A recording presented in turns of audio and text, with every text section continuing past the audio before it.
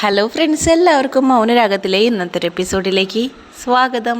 അങ്ങനെ കല്യാണി കിരണിൻ്റെ അടുത്ത് നിന്ന് സത്യങ്ങളെല്ലാം മറച്ചു വയ്ക്കാൻ ശ്രമിക്കുന്നുണ്ട്. പക്ഷേ കിരൺ ആ സത്യങ്ങളെല്ലാം തിരിച്ചറിയുന്നുണ്ട്. അതേപോലെ രൂപയാണെന്നുണ്ടെങ്കിൽ ബാഗാസുരൻ്റെ അടുത്ത് ദേഷ്യത്തിലൊക്കെ പെരുമാറുന്നുണ്ട്. പക്ഷേ സ്വത്തും കാര്യങ്ങളൊക്കെ വിൽക്കാനുള്ള ഒരു പ്ലാനിലാണ്. എന്നിട്ട് രൂപയും കൊണ്ട് അമേരിക്കയിലേക്ക് പോകാനാണ് രാഹുലിൻ്റെ ഒരു പ്ലാൻ. അതേപോലെ അമ്പലത്തിൽ ചെല്ലുമ്പോൾ ചന്ദ്രസേനൻ്റെ സ്നേഹം രൂപ നേരിട്ട് മനസ്സിലാക്കുന്നുണ്ട്. അപ്പോൾ ഇതൊക്കെയാണ് ഇന്നത്തെ കഥയുടെ ഉള്ളടക്കം. അപ്പോൾ നമുക്ക് എല്ലാവർക്കും കഥയിലേക്ക് പോകാം. കിരണാണെന്നുണ്ടെങ്കിൽ ഓഫീസിൽ കല്യാണിയും കാത്തുകൊണ്ടിരിക്കുന്നുണ്ട്. കല്യാണിയാണെങ്കിൽ രൂപയുടെ അടുത്തേക്ക് പോയിരിക്കുന്നുണ്ട്. റിസൾട്ട് എന്തായെന്ന് അറിയാനുള്ള ആകെ ഒരു തന്ത്രപ്പാടിലാണ് കിരണാണെന്നുണ്ടെങ്കിൽ. അപ്പോൾ അവിടെ കല്യാണി വരുന്നുണ്ട്. അപ്പോൾ അവൾ വന്ന വശം തന്നെ ആലോചിക്കുന്ന ഒരു കാര്യം, അമ്മ പറഞ്ഞിട്ടുള്ളൊരു കാര്യമാണ് ഈ കാര്യങ്ങളൊന്നും കിരൺ അറിയരുത് എന്നുള്ളത്. അപ്പോൾ അവളത് മറച്ചു വയ്ക്കാനായിട്ട് ശ്രമിക്കുന്നുണ്ട്. അപ്പോൾ അത് കേട്ടിട്ട് ആകെ തകർന്നു പോവുകയാണ് കിരൺ. അപ്പോൾ രാഹുലിൻ്റെ മകളല്ല സരയു എന്നുള്ള സത്യമാണ് അമ്മ പറഞ്ഞത് എന്ന് പറയുന്നുണ്ട്. അപ്പോൾ അത് കേട്ടപ്പോൾ ആകെ തളർന്നു പോകുന്നുണ്ട് കിരൺ. അങ്ങനെ കസാരയിലിരുന്ന് കരയുന്നുണ്ട്. അപ്പോൾ അതൊക്കെ കണ്ടിട്ട് കല്യാണിക്ക് വിഷമമാകുന്നുണ്ട്. കിരണിൻ്റെ അടുത്തൊന്നും അങ്ങനെ ഒരു കാര്യങ്ങളും മറച്ചു വയ്ക്കുന്നതല്ല കല്യാണി. പക്ഷേ അമ്മയ്ക്ക് വാക്ക് കൊടുത്തതുകൊണ്ട് അവൾക്കത് മറച്ചു വെക്കേണ്ടി വന്നു. അങ്ങനെ കുറച്ച് നേരം കഴിഞ്ഞപ്പോൾ കിരൺ മനസ്സിൽ ആലോചിക്കുന്നുണ്ട്, അമ്മയും കല്യാണിയും തമ്മിൽ ഓപ്പറേഷൻ കഴിയുന്നതിന് മുമ്പ് തന്നെ സ്നേഹത്തിലായിരുന്ന കാര്യം എൻ്റെ അടുത്ത് നിന്ന് അവൾ മറച്ചു വെച്ചായിരുന്നു അമ്മ പറഞ്ഞത് കൊണ്ട്. അപ്പോൾ അതേപോലെ ഇവൾ ഇത് മറച്ചു വയ്ക്കുകയാണോ എന്ന് കിരണ് ഡൗട്ട് അടിക്കുന്നുണ്ട്. എന്നിട്ട് വന്ന് ചോദിക്കുന്നുണ്ട്, കല്യാണി നിനക്ക് സൗണ്ട് കിട്ടിയതിന് ശേഷം നീ നുണ പറയില്ല എന്ന് ഞാൻ വിശ്വസിക്കുന്നു, സത്യം തന്നെയാണോ നീ പറഞ്ഞത് എന്ന് ചോദിക്കുകയാണ്. അപ്പോൾ കല്യാണിക്ക് തീരെ നിവർത്തിയില്ലാതായിട്ട് കല്യാണി സത്യം പറയുന്നുണ്ട്. അമ്മ പറഞ്ഞിട്ടുണ്ടായിരുന്നു ഈ ഒരു കാര്യം പറയരുതെന്ന്. ശരിക്കും ഇത് രാഹുലിൻ്റെയും താര ആൻറ്റിയുടെ മോളാണ് സരയു എന്നുള്ളത് സത്യം പറയുന്നുണ്ട്. അപ്പോൾ അത് കേട്ടപ്പോൾ വളരെയധികം സന്തോഷമാവുന്നുണ്ട്. കാരണം അമ്മ അച്ഛൻ്റെ പേരിലുള്ള ആ തെറ്റുകളെല്ലാം മാറ്റിയിരിക്കുന്നു, അച്ഛൻ്റെ നിരപരാധിത്വം അമ്മ മനസ്സിലാക്കിയിരിക്കുന്നു എന്ന് കിരണ് മനസ്സിലാവുന്നുണ്ട്. ഇനി അച്ഛനും അമ്മയും പഴയതുപോലെ സ്നേഹത്തിലാവുമെന്ന് ആലോചിക്കുകയാണ്. എന്നിട്ട് പറയുന്നുണ്ട്, അമ്മ എന്തുകൊണ്ടായിരിക്കും ഇത് എന്നോട് പറയണ്ട എന്ന് വിചാരിച്ചെന്ന് എനിക്കറിയാം, ആ രാഹുൽ എന്തെങ്കിലുമൊക്കെ ചെയ്യും അതുകൊണ്ടാണെന്ന് പറയാണ്. ഇപ്പം ഞങ്ങളും അമ്മയുടെ അടുത്ത് നിന്ന് അകന്ന് നിൽക്കുന്ന പോലെ തന്നെ അച്ഛനും അകന്ന് നിന്നോട്ടെ എന്ന് പറയാണ്. ഈ ഒരു ന്യൂസ് അറിയാനായിട്ട് എത്ര പേരാണെന്നറിയോ വീട്ടിൽ കാത്തിരിക്കുന്നതെന്ന് പറയാണ്. അപ്പോൾ കല്യാണി പറയുന്നുണ്ട്, ഈ ഒരു കാര്യം ചന്ദ്രസേനൻ അറിയരുതെന്ന് പറയാണ്. അതിപ്പോൾ നീ പറഞ്ഞില്ലെങ്കിലും ഞാനത് അച്ഛനോട് പറയാനായിട്ട് പോകുന്നില്ല. കാരണം ഈ ഒരു കാര്യം അച്ഛൻ അറിഞ്ഞു കഴിഞ്ഞാൽ നേരെ തന്നെ അമ്മയുടെ അടുത്തേക്ക് ഓടി ചെല്ലും എന്ന് പറയുകയാണ്. അങ്ങനെ കിരണാണെങ്കിൽ വളരെയധികം സന്തോഷത്തിലാണ്. ഞാൻ ഇത്രയധികം സന്തോഷിച്ചൊരു ദിവസം വേറെ ഉണ്ടായിട്ടില്ല. കുറേ അമ്പലത്തിലൊക്കെ പോയി വഴിപാട് ചെയ്യാനുണ്ട്, ഞാൻ അത്രയധികം പ്രാർത്ഥിച്ചു പോയി എന്നുള്ളൊരു കാര്യം കിരൺ പറയുന്നുണ്ട്. അപ്പോൾ അങ്ങനെ കല്യാണി കെട്ടിപ്പിടിച്ചിട്ട് ഉമ്മൊക്കെ കൊടുക്കുന്നുണ്ട് നെറ്റിയിൽ. നീ വന്നതിന് ശേഷമാണ് എൻ്റെ ജീവിതത്തിൽ ഇങ്ങനെ നല്ല നല്ല കാര്യങ്ങളൊക്കെ നടക്കുന്നത് എന്ന് കിരൺ കല്യാണിയോട് പറയുന്നുണ്ട്. പിന്നീട് കാണിക്കുന്നത് ചന്ദ്രസേനൻ ഇങ്ങനെ ഒറ്റയ്ക്ക് നടന്നു പോയിക്കൊണ്ടിരിക്കുകയാണ്. അപ്പോൾ പിന്നാലെ 2 ബൈക്കിലായിട്ട് 4 ഗുണ്ടകൾ വരുന്നുണ്ട്. അപ്പോൾ അവർ വന്ന് ചന്ദ്രസേനനെ ചുറ്റും വളയുകയാണ്. അങ്ങനെ കത്തിക്കൊണ്ട് ചന്ദ്രസേനൻ്റെ കഴുത്തിനവിടെ വെച്ചിട്ട് പറയുന്നുണ്ട്, നിന്നെ ഞങ്ങൾ കുറേ നാളായി നോക്കി നടക്കുന്നു, ഞങ്ങൾക്ക് രാഹുൽ ഒരുപാട് പൈസ തന്നിട്ടുണ്ട്, അപ്പോൾ ഇതുവരെയായിട്ടും അതിന് പ്രതിഫലമായിട്ടൊന്നും ചെയ്യാനായിട്ട് സാധിച്ചില്ല, ഇന്നത്തോടുകൂടി നിൻ്റെ കഥ കഴിക്കുമെന്ന് പറയാണ്.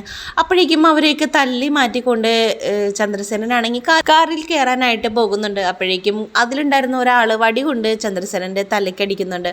അമ്മയെ എന്ന് വിളിച്ചുകൊണ്ട് ചന്ദ്രസേനൻ നേരെ താഴെ വീഴുകയാണ്. അപ്പോൾ ഇത് കണ്ടുകൊണ്ടാണ് നമ്മുടെ രൂപ ഞെട്ടിയിണീക്കുന്നത്. അപ്പം ഞെട്ടിയിണീക്കുന്ന ആ ഒരു സൗണ്ട് കേട്ടിട്ട് അവിടേക്ക് യാമിനി വരുന്നുണ്ട്. എന്ത് പറ്റി മാഡം, സ്വപ്നം കണ്ടോ എന്ന് ചോദിക്കുന്നുണ്ട്.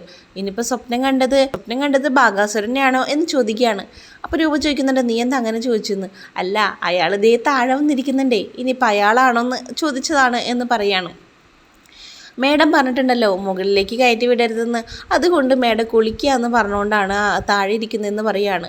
അങ്ങനെ നേരെ തന്നെ രൂപ ബാഗാസുരൻ്റെ അടുത്തേക്ക് താഴെ രാഹുലിൻ്റെ അടുത്തേക്ക് ചെല്ലുകയാണ്.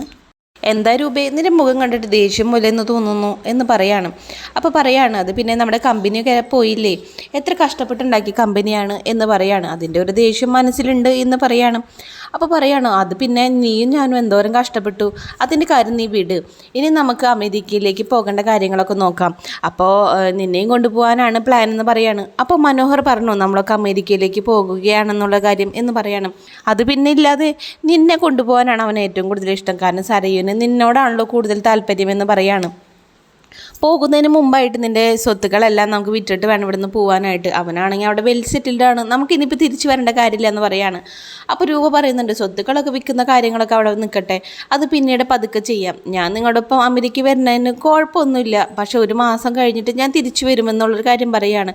എനിക്ക് നാട് വിട്ട് പോകാനൊന്നും പറ്റില്ല, അതുകൊണ്ട് വിൽക്കേണ്ട കാര്യമൊക്കെ അവിടെ നിൽക്കട്ടെ എന്ന് പറയുകയാണ്. വിൽക്കേണ്ട കാര്യത്തിനാണെന്നുണ്ടെങ്കിൽ ഇപ്പം എൻ്റെ കയ്യിൽ തന്നെ 2 പാർട്ടികളുണ്ട്, പെട്ടെന്ന് തന്നെ കാര്യങ്ങളൊക്കെ നടക്കും. പക്ഷേ വിറ്റ് കഴിഞ്ഞിട്ടുണ്ടെങ്കിൽ നമുക്ക് നാടൊക്കെ വിട്ട് പോകേണ്ടി വരില്ല ഏട്ടാ, അതുകൊണ്ടാണെന്ന് പറയണം. അപ്പോൾ രാഹുലാണ് നിർബന്ധിച്ചുകൊണ്ടിരിക്കുന്നുണ്ട് ഈ സ്വത്തുക്കളൊക്കെ വിറ്റ് വീടൊക്കെ വിറ്റിട്ട് പോകാനായിട്ട്. പക്ഷേ രൂപ അത് നടത്താനായിട്ട് തയ്യാറാവുന്നില്ല. ഞാൻ ആലോചിച്ചിട്ട് പറയാമെന്ന് പറയാണ്. അപ്പോൾ രാഹുൽ അവിടെ നിന്ന് നേരെ പോകുന്നുണ്ട്. ആ സമയം യാമിനി വന്നിട്ട് പറയാണ്, ഞാൻ കേട്ടു മാഡം, ഇപ്പം അയാൾക്ക് ഇത് മൊത്തം വിറ്റിട്ട് കാശങ്ങോട്ട് ഫുള്ള് കൈക്കലാക്കാനാണ് ഉദ്ദേശം എന്ന് പറയാണ്. ആ സമയം രൂപ പറയുന്നുണ്ട്, ഞാനേ ഇനി അവരെ ഇഞ്ചിഞ്ചായിട്ട് വേദനിപ്പിച്ചുകൊണ്ടിരിക്കും, കാരണം എൻ്റെ എത്ര കൊല്ലാണ് എനിക്ക് നഷ്ടപ്പെട്ടത് എന്ന് പറയുകയാണ്. പിന്നീട് കാണിക്കുന്നത് അമ്പലത്തിൽ ചന്ദ്രസേനൻ ചെല്ലുന്നതാണ്. അങ്ങനെ അവിടുത്തെ ഒരു പൂജാരിയെ കണ്ടിട്ട് പറയുന്നുണ്ട്, എനിക്കൊരു പുഷ്പാഞ്ജലിയൊക്കെ ചെയ്യണമായിരുന്നല്ലോ എന്ന് പറയാണ്. അതിനിപ്പോൾ റെസിറ്റ് ആക്കണമെന്ന് ചോദിച്ചപ്പോൾ വേണ്ട, പേരും നാളും പറഞ്ഞോളാനായിട്ട് പറയുന്നുണ്ട്. അപ്പോൾ പറയാണ് രൂപശ്രീ രേവതി നക്ഷത്രം എന്ന് പറയുകയാണ്. അപ്പോൾ തന്നെ അതൊക്കെ കേട്ടുകൊണ്ട് സൈഡിൽ മാറി നിൽക്കുന്നുണ്ടായിരുന്നു നമ്മുടെ രൂപ. അപ്പോൾ അത് കേട്ടപ്പോൾ വളരെയധികം വിഷമമാവുകയാണ്. ഇത്രയും നാളും തെറ്റിദ്ധരിച്ചിരുന്നു, അതുപോരാതെ ഈ ചന്ദ്രസേനൻ്റെ സ്നേഹം മനസ്സിലാക്കാനും രൂപയ്ക്ക് കഴിഞ്ഞില്ല. അതിൽ വളരെയധികം ദുഃഖത്തിലാണ് രൂപ. അങ്ങനെ പൊട്ടിക്കരയുകയാണ് അവിടെ നിന്നുകൊണ്ട്. അങ്ങനെ രൂപയെ കാണിച്ചുകൊണ്ട് ഇന്നത്തെ മൗനരാഗത്തിൽ എപ്പിസോഡ് തീരുകയാണ്. വീഡിയോ ഇഷ്ടപ്പെട്ടാൽ നമ്മുടെ ചാനൽ സബ്സ്ക്രൈബ് ചെയ്ത് നമ്മളെ സപ്പോർട്ട് ചെയ്യാനായിട്ട് മറക്കരുത്.